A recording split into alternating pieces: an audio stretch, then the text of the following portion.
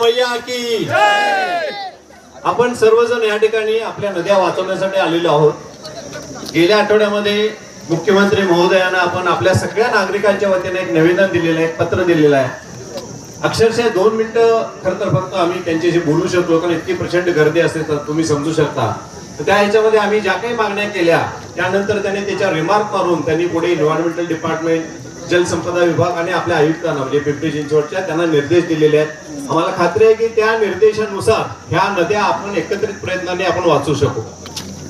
फक्त साध्या 2च आपल्या मागण्या आहेत। एक तर ही नदी किंवा कोणत्याही नद्या ह्या उगम ते संगम अशा पद्धतीने तुम्ही स्वच्छ करा। चुकीची मागणी आहे का? आपलं घर जरी आपण जरी साफ करायचं म्हटलं तरी एका कोपऱ्यातून सुरू करतो, दुसऱ्या कोपऱ्यात संपवतो आणि मगच ते घर स्वच्छ होतं। पण ह्या ठिकाणी काय चाललंय, फक्त शहरातला जितका भाग आहे तेवढ्या जागावर हजारो करोड रुपये हे लोक खर्च करतात। ही आपली पहिली मागणी आहे।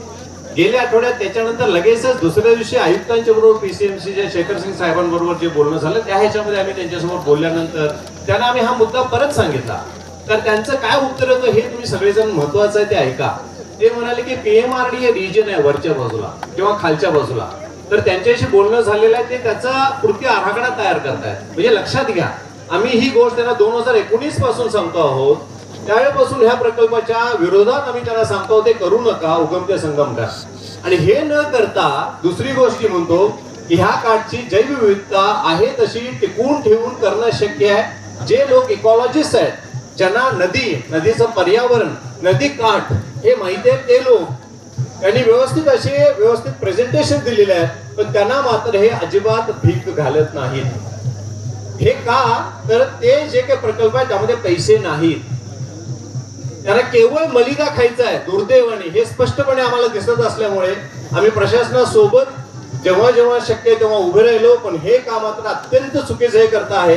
त्यासाठी आपला नेहमीसाठी नद्या आपल्या स्वच्छ, प्रवाही, निर्मळ, अतिक्रमण मुक्त करण्यासाठीचा आपला हा लढा आहे। जोवर आपण यात यशस्वी होणार नाही तोवर हा लढा आपल्याला निरंतर चालू ठेवायचा आहे। जाता जाता हेच सांगतो, हा प्रकल्प फक्त पुण्यातल्या नद्यांचा नाही, हा प्रकल्प देशभर 108 नद्यांवर येऊ घातलेला आहे। अजून एक शेवटचं सांगतो, साबरमतीचं एक उदाहरण दिलं जातं, कृपा करून तुम्ही समजावून घ्या। साबरमती नदीला कॅनॉलनी नर्मदेचं पाणी आणून दिलेलं आहे। आपल्याकडे अख्खी सह्याद्रीची रांग आहे आणि आपल्याकडे असंख्य धरणं आहेत, त्यामुळे आपल्याकडे तो जो काही प्रोजेक्ट आहे तो फिजिबल होऊ शकत नाही। याची आपण नोंद घेऊया आणि जोवर ह्या नद्या अतिक्रमण मुक्त करणार नाही, हे जे काही आता चुकीचं काम चालू आहे ते थांबणार नाही, तोवर आपण आपला लढा चालू ठेवू। बोला मुळा मैया की, गंगा मैया की।